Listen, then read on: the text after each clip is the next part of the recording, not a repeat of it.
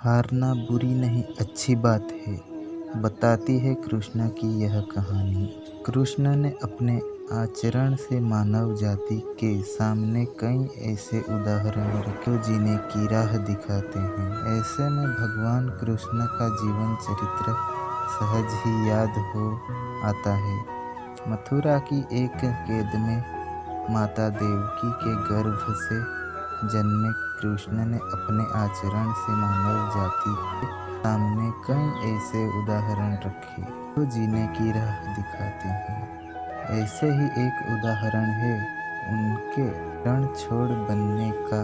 जी हाँ, कृष्ण एक बार भी युद्ध को बीच में ही छोड़कर मैदान से भाग गए थे। फिर शत्रु का वध हुआ और हजारों निर्दोष नागरिकों की सुरक्षा हुई। यह है कृष्ण के रण छोड़ बनने की कहानी। भगवान कृष्ण का जन्म कंस का वध कर समस्त पृथ्वी लोक को उसके अत्याचारों से मुक्त कराने का हेतु हुआ था।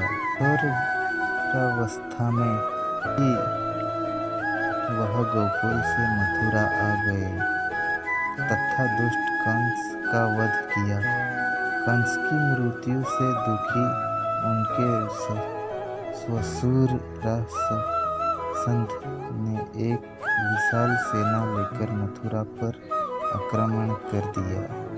इस आक्रमण में उसके साथ शिशुपाल और कालवय जैसे शक्तिशाली राजा भी शामिल थे।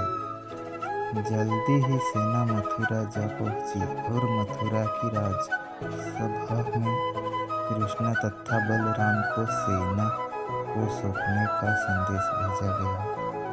इस युद्ध को टालने तथा मथुरा के निर्दोष नागरिकों को बचाने के लिए कृष्ण ने रातों रात वहां से सैकड़ों किलोमीटर दूर समुद्र में एक नई नगरी द्वारका का निर्माण करवाया।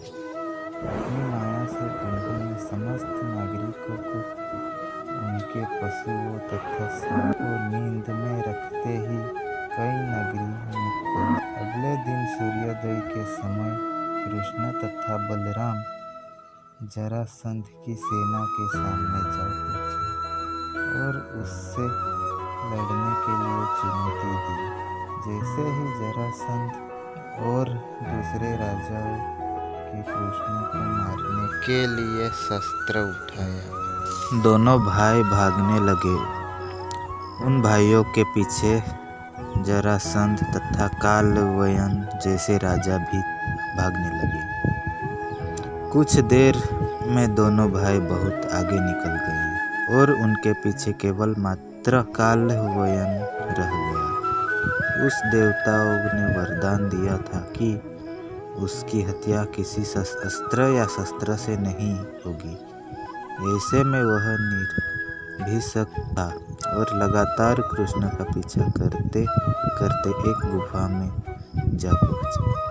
गुफा में राजा मुचुंद सो रहे थे, जिन्हें इंद्रदेव ने वरदान दिया था कि जो भी उन्हें उठाएगा वह उनके देखते ही जलकर भस्म हो जाएगा। वहां पहुंचकर कृष्ण ने सोए हुए कुंद पर अपना पीताम्बर डाल दिया और स्वयं छिप गए। कालयवन भी वहां जा पहुंचा और सोए हुए राजा मुचुकुंद पर पीताम्बर देख उन्हें ही कृष्ण समझ बैठा। उसने मुचुकुंद को उठाने के लिए लात मारी, जिसके कारण उनकी निद्रा खुल गई और उनके देखते ही कालयवन वहीं पर जलकर भस्म हो गया।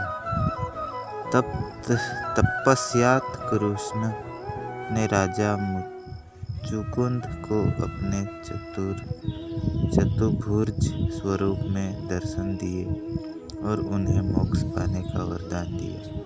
वही दूसरी ओर जरासंध और बाकी राजा पूरी तरह से खाली मथुरा देखकर वापस लौट गए। युद्ध से भागकर कृष्ण ने रखा देवताओं को वरदान का मान। कृष्ण चाहते तो स्वयं कालवयम और अन्य अधीम राजाओं का वध कर सकते थे, परंतु देवताओं के दिए वरदान का मान रखने के लिए ही उन्होंने कालवयम को राजा मुचुकुंद के हाथों मरवाया। इसी तरह बाद में जरासंध का वध पांडुपुत्र भीम के हाथों करवा दिया। इस तरह कृष्ण ने दिया दुनिया को उदाहरण। इस कहानी के बाद कृष्ण के नाम के साथ हमेशा के लिए रणछोड़ जोड़ दिया।